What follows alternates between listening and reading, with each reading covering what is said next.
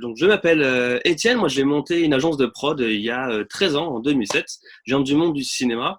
J'ai cette passion de l'image, de faire des films. Je travaille sur des pubs, des films pour le cinéma, etc. Et en 2007, j'ai décidé avec un associé de faire une entreprise pour aider les entreprises à se promouvoir grâce à la vidéo. Donc, on a travaillé avec des grands comptes, des TPE, des PME, avec la région Franche-Comté, avec Paris-Terre d'Envol, etc. Bref, on travaille un peu avec tout le monde sur tout type de vidéos, mais on s'est rendu compte au fur et à mesure que finalement les plus petites entreprises n'avaient pas accès du coup au médium vidéo, et souvent elles faisaient leurs vidéos soit par elles-mêmes, pas forcément avec la qualité qu'il fallait, ou du coup le faisaient pas parce que ça coûtait trop cher. Donc on a mis en place une solution qui a été disponible. On voulait le lancer durant le salon Effervescence le 31 mars. Ouais. Du coup voilà, ça a été un petit peu compliqué. Donc, on a lancé donc la solution la semaine suivante, en plein confinement, en espérant pouvoir aider les entreprises. Donc, c'est une nouvelle marque qui s'appelle Simp pour Studio in My Pocket. Le principe est très simple, c'est de permettre aux entreprises de se filmer avec leur téléphone portable via une application. Et nous, en fait, on récupère les fichiers, on fait le montage vidéo pour eux, donc un truc qui sera professionnel et rapide. Les deux avantages, c'est qu'en fait, on est toujours en contact avec nos clients, on va vérifier les images, on va leur donner des conseils pour qu'ils puissent s'améliorer et faire en sorte d'avoir une qualité vidéo qui soit mieux que ce qu'ils avaient bricolé eux-mêmes. Et puis derrière, ils gagnent du temps parce que c'est nous qui faisons le montage. On a les outils pour faire des petites animations, etc. Donc c'est beaucoup plus sympa. Ils peuvent vraiment se concentrer sur leur cœur d'activité, servir leurs clients, etc. Donc Studio in My Pocket, c'est tout récent. On vient de se lancer. On a déjà une dizaine de clients. On est plutôt content en quelques jours. Voilà. Je vous propose de voir un petit peu l'écran et vous montrer un petit peu quelles sont les possibilités que l'on propose aujourd'hui. Alors, hop, si ça, ok, ça doit fonctionner. Euh, En fait, on a identifié surtout trois besoins pour les entreprises. Ça va être la présentation de société. La présentation de société, ça va être du coup montrer son activité, expliquer qui on est avec notre valeur ajoutée, souvent sous forme d'interview, mais on peut aussi faire des plans. On a par exemple fait une vidéo pour une entreprise de dératisation.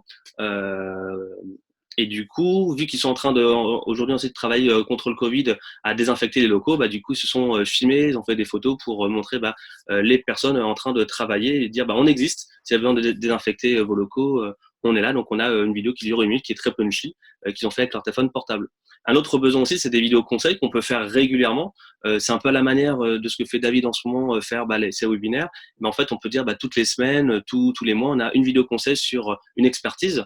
En l'occurrence, la personne qui est au milieu ici, c'est un assureur, et donc du coup, il va mettre en place des vidéos pour expliquer la loi Madelin, par exemple, ou pourquoi faire une assurance, etc.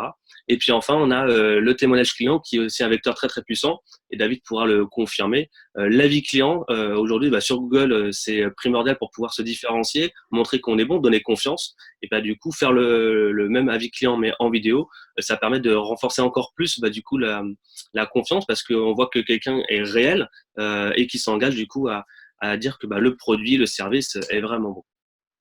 Alors tout ça, vous allez me dire, c'est super, mais comment est-ce qu'on fait pour filmer et comment ça peut coûter? D'abord, je vous donne un petit peu les tarifs pour que vous ayez un ordre d'idée, puis après, je vais vous donner quelques astuces pour filmer de façon sympathique. Nous, on est parti sur trois offres. Le but, c'est vraiment d'être le plus bas possible pour qu'on soit un minimum rentable quand même, mais que ce soit accessible.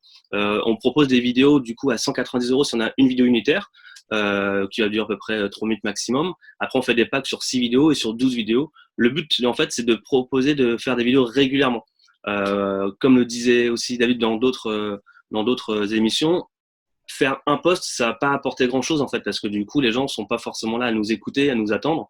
Donc, il faut communiquer régulièrement, et c'est pour ça qu'on propose et on incite les personnes à faire des vidéos régulières en complément de leurs posts déjà, de leurs photos et tout ça, pour du coup qu'il y ait une communication qui s'installe, que la communauté soit en attente de ces communications, et du coup, la vidéo est un bon vecteur. Donc, on fait du coup un tarif dégressif selon le nombre de vidéos qui sont proposées. Hop, on va revenir en plein écran. Voilà un petit peu pour la présentation rapide de Sim, comment on fonctionne.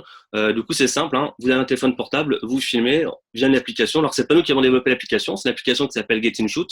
C'est une autre agence de prod avec qui on est en partenariat qui l'a fait. Donc, nous, on paye des droits pour utiliser l'application. Donc, vous filmez grâce à l'application, on récupère les fichiers et après, on fait le montage. Maintenant, je vais vous donner quelques tips si vous voulez faire des views par vous-même, en passant par nous ou du coup en vous débrouillant tout seul. Euh, la première chose, en fait, lorsqu'on va se filmer avec un téléphone portable, c'est d'être le plus stable possible parce que l'appareil est assez léger, donc du coup, on a tendance à bouger facilement. Et puis, on a aussi une tendance, c'est à filmer comme on regarde. Le regard humain, en fait, l'œil, il va regarder partout, à droite, à gauche, très très vite, tout le temps, en fait. On n'est pas focalisé sur un seul point. On a besoin d'avoir du dynamisme dans l'œil, donc du coup, on va regarder en haut, en bas, etc. Et souvent, les premières fois où on va filmer, on va avoir tendance à faire pareil et à filmer en haut, en bas, etc. Donc du coup, le spectateur, c'est pas du tout agréable pour lui, il a plutôt le mal de mer, donc c'est pas sympa pour lui. Donc faut essayer d'être le plus stable possible. Soit quelqu'un nous filme, du coup, le conseil c'est de se mettre les bras près du corps, à peu près à hauteur des yeux, et de ne plus bouger, de respirer lentement, etc. et d'essayer d'être le plus stable possible.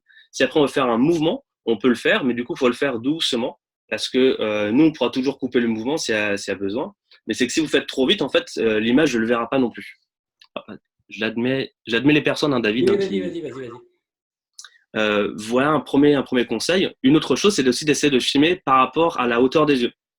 Si vous filmez une personne et que du coup vous êtes plutôt vers le bas, on aura l'impression qu'elle est écrasée. Si c'est à l'inverse, dans l'autre sens, en fait, ce sera plutôt elle qui va vous écraser. Donc, pour que ce soit plus agréable et pour mettre la personne aussi en valeur, le mieux, c'est d'être vraiment à hauteur des yeux.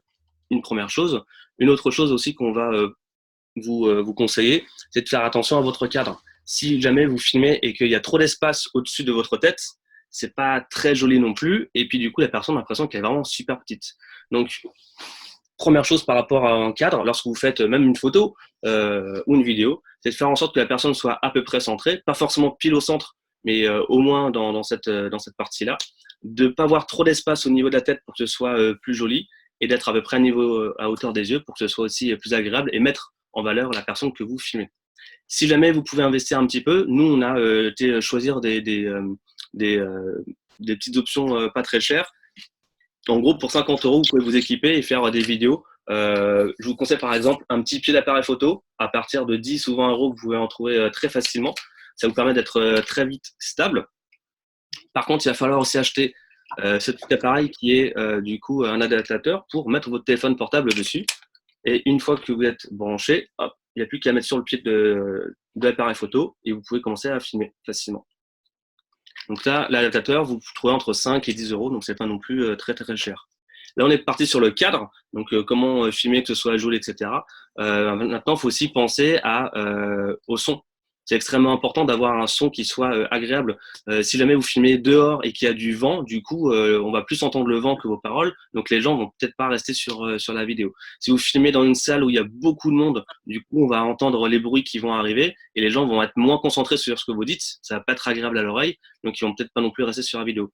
Donc, le premier conseil, c'est de faire en sorte d'avoir une pièce où on est au calme, où il n'y a pas de bruit, mais il faut aussi faire attention à l'acoustique. C'est-à-dire que si la pièce est trop grande, elle peut résonner, et à nouveau, le son ne sera pas forcément super agréable.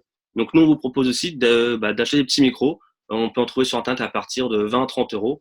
Là, en l'occurrence, moi, j'ai pris un micro qui s'appelle Rode. C'est une super marque, pas très cher. C'est 30 euros. C'est un petit micro-cravate, ce qui permet du coup d'être assez discret, d'être facile et surtout d'avoir un son qui sera meilleur que juste le son du téléphone. Petite astuce aussi, c'est plutôt de privilégier lorsque vous filmez une personne qu'elle est pour un homme soit une chemise, soit une veste. Pour une femme, plutôt un chemisier, quelque chose en fait on va pouvoir accrocher facilement le micro-cravate. Parce que sinon, si on a un t-shirt, du coup on va devoir le mettre, il va arriver juste sous la gorge et c'est pas super joli.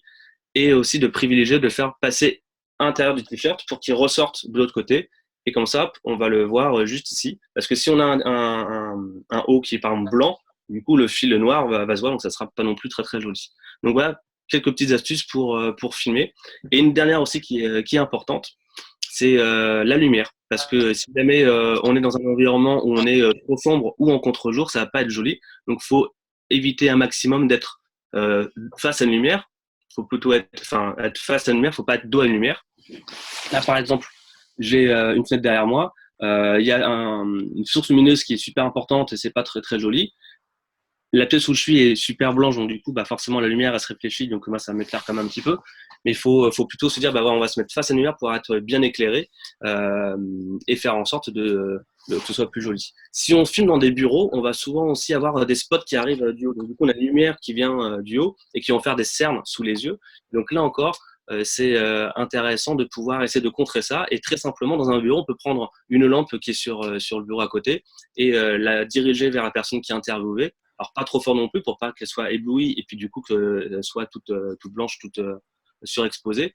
Mais en mettant une petite lumière source lumineuse vers la personne, en fait, ça va l'éclairer un petit peu et du coup, ça va enlever les cernes qui peuvent apparaître sous les yeux pour qu'elle fasse un peu moins fatiguée. Donc voilà un petit peu les conseils principaux que nous on donne à nos clients pour filmer avec son téléphone portable, parce que ça va améliorer la qualité de votre vidéo et du coup les gens vont vouloir regarder plus et aller au moins jusqu'au bout de la vidéo. Un autre conseil après en termes de format, généralement il faut mieux faire des formats qui sont courts.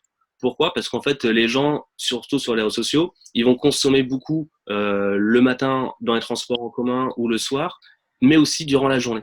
Et donc, du coup, durant la journée, on est au travail, donc on n'a pas le temps de voir des vidéos qui durent 45 minutes. Donc, si on veut présenter son activité, il faut que ça dure 1 minute 30 par exemple. Si on veut faire une vidéo conseil, on peut monter à 2 minutes, 3 minutes maximum pour donner des pistes principales. Le but d'une vidéo, notamment lorsqu'on va en faire une promotion, c'est pas que ce soit long, c'est pas de tout dire, c'est plutôt d'avoir un message ciblé, un message unique. En fait, faut penser une vidéo comme une bande-annonce. Lorsqu'on va avoir une bande-annonce pour aller voir le dernier Star Wars, ils vont nous faire une bande-annonce de 2 minutes qui vont nous donner envie à voir les principales actions, les personnages, qu'on comprenne à peu près la trame de l'histoire. Et du coup, on a envie, donc on va aller voir le film. Qu'on soit déçu après, c'est autre chose. Mais le but, c'est vraiment de donner envie. Donc, du coup, les vidéos qu'on va diffuser sur les réseaux sociaux, c'est important de ne pas vouloir tout dire. Parce que si on donne 1, 2, 3, 4, 5 idées, au final, on va retenir que les 2 dernières sûrement. Et donc, du coup, bah, vous aurez perdu le message des 3 premières idées.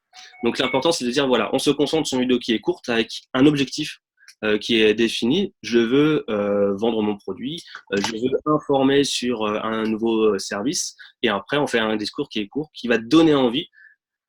Et ensuite, bah, du coup, la personne peut aller sur site internet, se renseigner plus avant sur vous, votre produit, votre entreprise, mais elle peut aussi vous appeler directement, etc.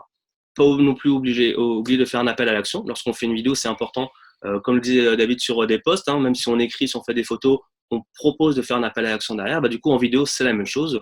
On peut proposer, par exemple, du coup, de liker la vidéo, de la partager, de la commenter, ça c'est très important. Et puis si jamais c'est une vidéo qui est pour vendre, vous pouvez aussi donner des indications en direct en disant vous pouvez nous retrouver sur notre site internet pour acheter ceci, pour acheter cela, etc. Voilà un petit peu des informations que je pouvais vous partager pour faire en sorte d'avoir des vidéos qui sont impactantes, percutantes et qui vous donneront de meilleurs résultats sur l'utilisation sur les réseaux sociaux. Et peut-être une dernière info aussi, sur les réseaux sociaux, il vaut mieux importer directement sa vidéo. Vous pouvez me dire où est-ce que je peux la diffuser.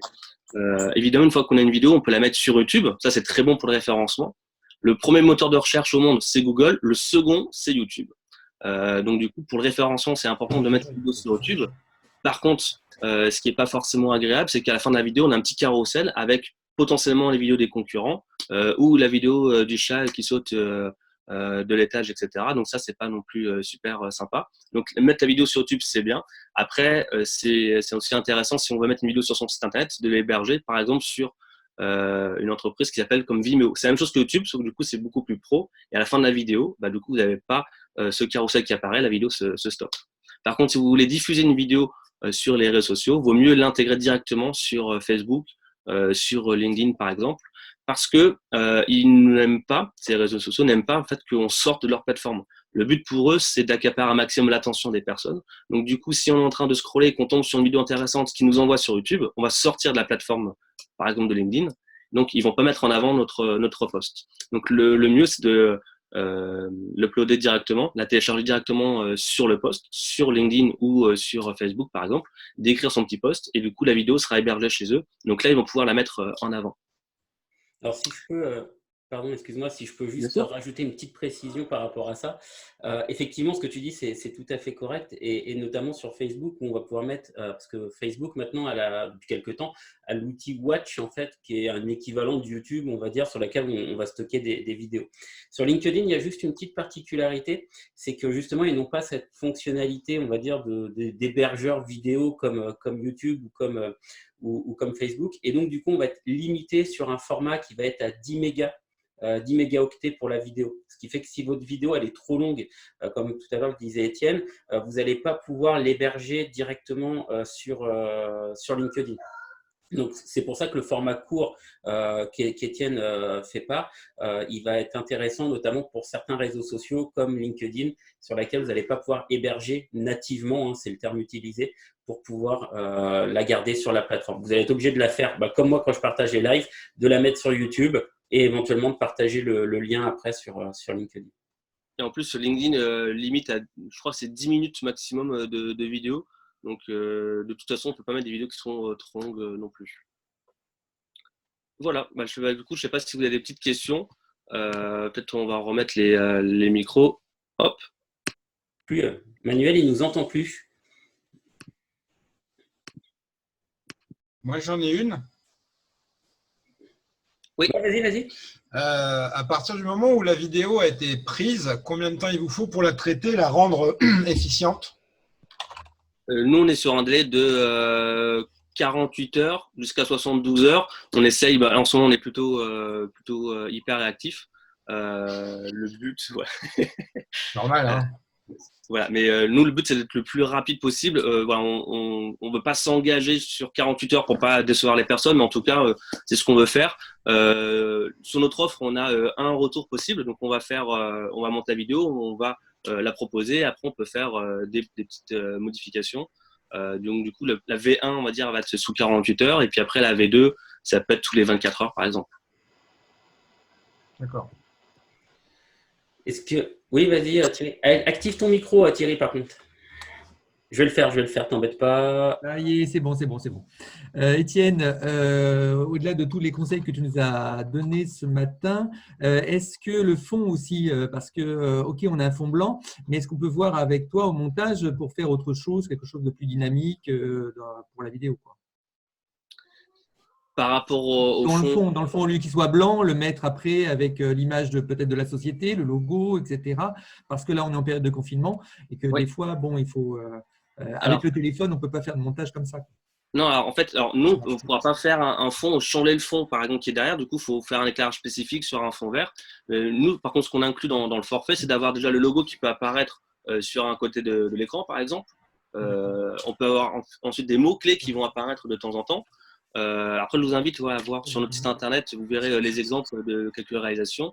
On a des mots-clés qui peuvent apparaître. On peut mettre une carte de France. On peut avoir le logo qui apparaît aussi. Enfin, voilà, on peut mettre quelques petites incrustations simples qui font qu'en fait, on habille la vidéo. Mais quoi qu'il en soit, de base, on demande toujours d'avoir au moins le logo parce que c'est important d'avoir le logo tout au long de la vidéo. Mais après, on ne peut pas faire d'incrustation où on enlève le fond pour mettre un fond autre parce que du coup, ça, c'est pas possible vu la qualité qu'on aura des vidéos. Maintenant, c'est sûr que, voilà, effectivement, quand tu le dis, il vaut mieux avoir un fond qui soit plutôt neutre derrière. Parce que si on se filme avec un papier peint, avec plein de motifs, si on met des mots, on les verra moins bien et ça sera pas non plus super agréable. On est d'accord. OK, merci. Petite question, est-ce qu'il vaut mieux un format portrait, une orientation portrait ou paysage pour les vidéos ou un format carré?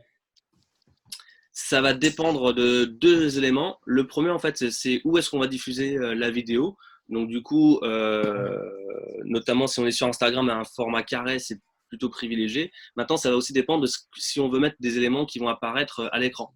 C'est que si on est sur des éléments qui apparaissent à l'écran et qu'on est sur un format carré ou rectangle, du coup, on n'aura pas beaucoup d'espace à côté et on sera plutôt en long. Donc là, on va pas pouvoir mettre grand-chose. Logo, évidemment, mais après, si on veut mettre des mots, etc., ça sera un petit peu compliqué. Donc, si on dit qu'on est sur une vidéo qui est plus classique de se présenter et d'avoir des mots qui peuvent apparaître, etc., il vaut mieux un format du coup en paysage. Hein, on va filmer de cette façon-là pour que ce soit plus facile. Et donc, nous, sur le côté, hop, je vais me décaler légèrement. On peut avoir les mots qui viennent, le logo, deux, trois petits pictos. Vous pouvez nous envoyer si vous avez des photos. On peut aussi intégrer les photos qui vont apparaître sur le côté. Maintenant, si c'est par exemple se filmer au travail, comme on a pu le faire pour l'entreprise de dératisation, bon, en l'occurrence, oui, c'est filmé sur ce côté-là, mais on aurait pu aussi l'avoir en carré parce que là, on avait pas grand-chose à montrer, simplement les personnes en action. Et donc, du coup, c'était possible. Mais il faut aussi imaginer la plateforme sur laquelle va diffuser la vidéo. Instagram, il faut plutôt privilégier du carré. Ouais, c'est pour ça que je posais la question. Et quid des sous-titres? Alors, les sous-titres, c'est une bonne question. Donc, alors, nous, on peut les proposer en option. Il y a aussi YouTube qui va le proposer de le faire.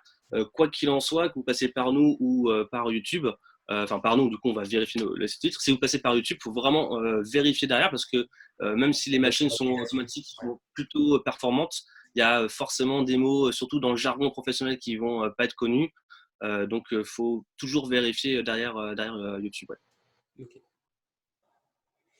Voilà, et d'ailleurs, en parlant de jargon, il faut essayer d'être aussi le plus avec un langage le plus facile possible, à moins que votre vidéo soit vous adressez à vos pairs, et donc dans ce cas-là, bah forcément, vous allez avoir un langage qui va être compliqué dans votre jargon, c'est normal. Mais si jamais vous avez une offre qui est envers des personnes qui ne sont pas de votre métier, il faut essayer d'être le plus simple possible, d'avoir des termes, faire des analogies par exemple, pour que ce soit compréhensible. Parce que si on vous parle de SEO, de ROI, etc., et que vous n'êtes pas dedans, vous allez vous dire, bah, en fait, c'est trop compliqué et j'ai pas envie de discuter avec quelqu'un que je comprends pas. En l'occurrence, si on commence à parler de référencement, que c'est important de mettre les bons mots pour être retrouvé dans les recherches de Google, tout de suite, c'est beaucoup plus accessible. Donc là, vous allez faire confiance à la personne qui vous parle de ça. Et donc, c'est vraiment essayer d'avoir vraiment un langage qui fasse que, selon votre cible, bah, en fait, vous soyez en adéquation. Il ne faut pas être en décalage. Si vous êtes trop bas par rapport à votre cible qui est plutôt professionnel et qui a envie d'avoir des termes techniques, bah, du coup, faites-le. Mais il faut être au même niveau. Et si à l'inverse, les gens ne sont pas du tout habitués à votre langage, faites en sorte d'avoir un langage très, très simple. Et ça ne veut pas dire que vous ne maîtrisez pas votre métier. C'est plutôt, en fait, vous allez donner confiance en disant, bah, voilà, il arrive à me faire comprendre quelque chose auquel je ne suis pas habitué. Et du coup, c'est aussi une force pour convaincre. De toute façon, l'aspect émotionnel, il est hyper important hein, dans n'importe quel message, qu'il soit vidéo ou autre. Mais il ne faut pas hésiter à jouer. En ce moment. Et surtout en ce moment, effectivement. Ok. Est-ce que vous avez d'autres questions pour Étienne? Non. Non? Bah, écoute, moi je trouve que c'était très bien en tous les cas, Étienne. C'était une bonne présentation. Ah, merci. La vidéo, alors, est-ce que tu as, je ne vais pas te mettre devant le fait accompli, hein, j'ai mes anti-sèches s'il y a besoin, est-ce que tu as quelques chiffres à nous donner sur l'avantage d'utiliser la vidéo dans sa communication sur les réseaux sociaux, etc. Je sais qu'il y a forcément un impact et qu'elle est grandissante, mais est-ce que tu as quelques chiffres, quelques notions comme ça à nous transmettre ou je prends mes anti-sèches? Alors, les chiffres, je ne vais pas les avoir en tête exactement. Ouais, mais tu as des ordres de grandeur. Mais des ordres de grandeur, c'est que en gros, sur un email, si on envoie un email et qu'on marque le mot vidéo dedans, on aura un taux d'ouverture qui sera à peu près 30% de plus, je crois, parce que ça donne envie. Si dans l'email, il y a une vidéo qui est intégrée, c'est pareil, on va augmenter, je crois, de à peu près 60 à 70% le taux de clic, parce que les gens seront tentés de cliquer sur la vidéo pour la voir. Sur un… Oui. Non, non, c'est un private joke, pardon. Parce qu'en fait, je dis toujours un impact. Et, alors l'inverse, tu dis toujours une impact. Un impact, alors que c'est un impact. Mais voilà. Et donc, du coup, à chaque fois que je dis ça, je dois l'apéro à Fred derrière. Pardon. Autant dire que je picole beaucoup. Pardon, Étienne, vas-y, on te laisse continuer. Sur un site internet aussi, avoir une vidéo, ça permet de tripler le temps, entre 3 et 5 fois plus d'attention sur le site. En fait, par exemple, si on va sur un site internet qui n'a pas de vidéo, les gens vont tout de suite voir s'ils aiment ou pas l'aspect graphique du site. Donc, ils risquent déjà soit de partir tout de suite, soit de rester un petit peu. Mais surtout, ils vont scroller très rapidement. Ils vont voir très rapidement si ça leur correspond ou pas. Alors que si on a une vidéo, en fait, les gens vont tenter de cliquer d'abord sur la vidéo. Donc, il faut la mettre dès qu'on arrive sur le site, hein, qu'on la voit bien. Et donc, en fait, les gens vont tenter de regarder la vidéo. Et dans ce cas-là, en fait, ils vont rester plus longtemps. Donc, ça va aider au référencement parce que Google va se dire, avec le mot-clé, j'arrive sur le site, la personne reste plus longtemps parce qu'il y a une vidéo ou n'importe, mais en tout cas, elle reste sur le site. Et donc, du coup, je vais mettre ce site en avant parce que les gens restent sur le site. Donc, forcément, il doit avoir une bonne information qui est transmise. Maintenant, sur les réseaux sociaux, je n'ai pas non plus de chiffres exacts, mais généralement, les interactions sont assez importantes parce que en fait, les gens vont s'arrêter, vont regarder et du coup, ils sont tentés de faire une action derrière. Pour vous donner, j'ai quelques statistiques là sous les yeux. Elles datent de 2018, donc il faut imaginer que ça va très vite. Mais grosso modo, c'est 22 milliards de vidéos qui sont regardées chaque jour sur les réseaux sociaux. Donc c'est à peu près 10 milliards à l'époque, c'était 10 milliards sur Snapchat, 8 milliards sur Facebook et 4 milliards sur YouTube à peu près. Donc forcément, ces chiffres, ils sont tirés vers le haut. L'autre statistique intéressante, une vidéo dans un email marketing donc, permet d'augmenter de 200 à 300% le taux de clic. Donc vraiment, c'est encore une fois, ça a une impact intéressante. Et donc, ouais, ça fait 2. Pareil, autre stat, c'est après avoir visionné une vidéo, 64% des utilisateurs sont plus susceptibles d'acheter un produit. Donc, vraiment, gardez en tête que la vidéo, c'est vraiment un outil sur lequel vous pouvez miser aujourd'hui. Il y a plein de manières d'en faire. Effectivement, comme le disait très bien Étienne, il y a sa solution. Après, vous pouvez faire vous-même. Enfin, il y a vraiment plein de manières de faire. Mais le côté visuel, il attire l'œil et c'est surtout aussi qu'il capte l'attention. Un texte, il capte moins l'attention qu'une image. Donc, c'est aussi pour ça qu'au départ, il y avait beaucoup d'images qui circulaient sur les réseaux sociaux et ça continue. Mais entre une image et une vidéo, l'œil va être attiré par le mouvement. Et forcément, si l'œil est attiré, il est captivé. Et à partir de là, la personne, elle reste sur votre publication. Donc forcément, vous allez du coup pouvoir faire passer un message d'une manière beaucoup plus impactante qu'avec une image et quelque chose de fixe sur laquelle du coup on va regarder et on va défiler. C'est ça. J'ai d'autres anti-sèches que j'ai retrouvés. En fait, une vidéo sur un réseau social engendre 1200% de partage en plus qu'un texte seul. Parce que du coup, les gens ont apprécié la vidéo, ils sont plus tentés de le partager. Et une autre chose, en 2020, on est à peu près à 84% du trafic mondial, c'est de la vidéo.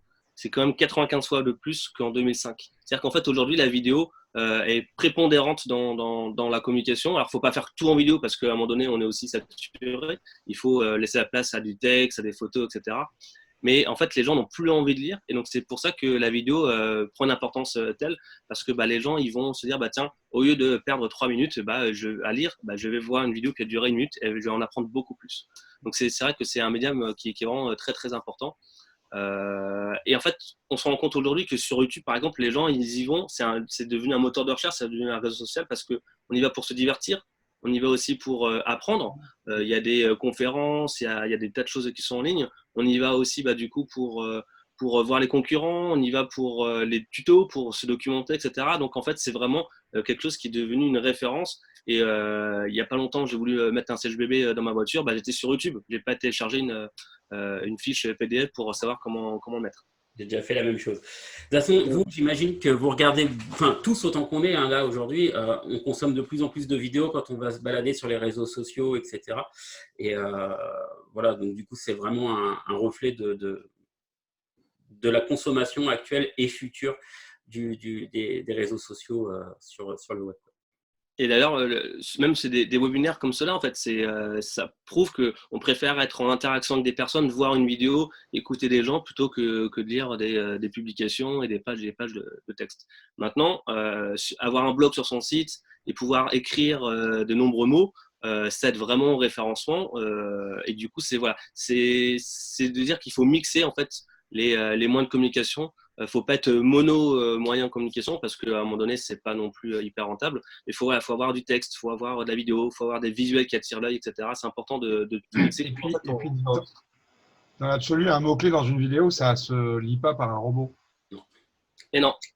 Par contre, sur YouTube, on peut mettre les mots-clés par la description, on a des tags qu'on peut mettre, etc. pour aider au référencement. Mais ce sera deux choses différentes en fait. Le référencement se fait par plusieurs liens, c'est-à-dire on a des vidéos sur site, donc ça va aider parce que Google aime bien. Mais en même temps, on a les bons mots-clés qui sont sur le site internet. En même temps, on a des liens qui renvoient vers le site internet. C'est tout un processus qui fait que le référencement va être meilleur. La vidéo en fait partie, mais ce n'est pas le seul moyen. Ouais, tous les éléments réunis font la réussite du succès. C'est ça. C'est comme pour une recette, il faut plein d'ingrédients et la vidéo en est un. Est-ce que vous avez d'autres questions, d'autres choses à dire? Est-ce qu'on arrive au bout de la conférence? Non, merci. Écoute, merci Étienne. Avec plaisir, merci à vous. Très sympa. Écoutez, je vous donne rendez-vous demain. Je ne vais pas vous donner le sujet de demain. Je vais le garder en surprise.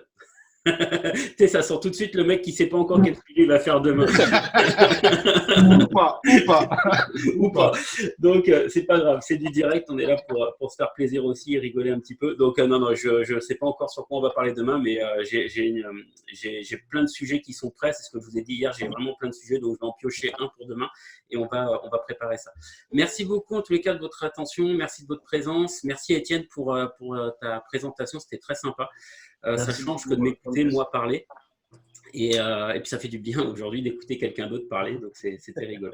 Je vous donne tous rendez-vous demain, même endroit, même heure, et puis je vous souhaite une bonne journée. Et moi, 12h, là. Pour le mix de là. Sur Facebook. C'est ça. Alors, en plus, aujourd'hui, ça va être rigolo, parce qu'il faut vraiment oser pour certains passages musicaux. Mais je vous en dis pas plus. Bon, bah, écoute, là, j'ai décidé de… Moi, je serai là, en tous les cas, fidèle au poste comme chaque jour. Je vous dis à tous à demain, merci, et passez tous une bonne journée. À demain. À bientôt. Ciao. Au revoir.